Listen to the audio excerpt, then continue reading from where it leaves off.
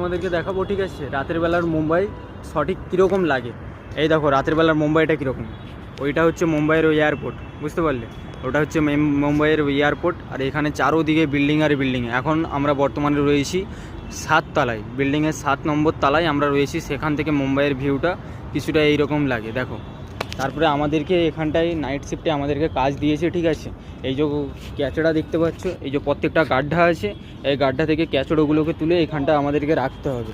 আর আমাদের শরীর মানে প্রচুর বিশ্রাম লাগবে আমাদের শরীরে, কারণ আমরা সারাদিন কাজ করার পরেও আমরা রাতের বেলা যখন কাজ করি আমাদের পুরো ফেটে যায়, ঠিক আছে। সব কিছু আমরা করি ঘরের জন্য, দায়িত্বর চাপে, ঠিক আছে, আমরা এইসব কাজ করি।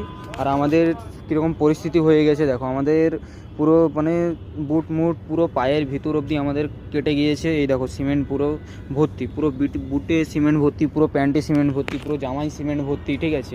এখান থেকে আমাদেরকে যখন ট্রেনে যেতে হয় আমাদেরকে প্রচুর লজ্জা লাগে, কিন্তু আমরা কি করব, আমরা ছেলে হয়ে জন্মেছি, ঠিক আছে।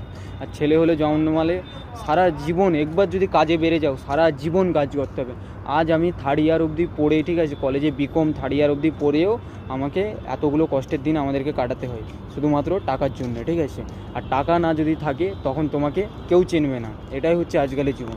তো গাইস, আমি একটাই জিনিস চাইবো যে তোমরা আমাকে বিশেষ করে সাবস্ক্রাইব করো, কারণ আমি অনেক কষ্ট করে তোমাদের জন্য ব্লগ বানাই। আর এই ব্লগটিকে তোমরা এনজয় করো, আর আমাদের জন্যে আমাদেরকে চ্যানেলে সাবস্ক্রাইব করো, ঠিক আছে।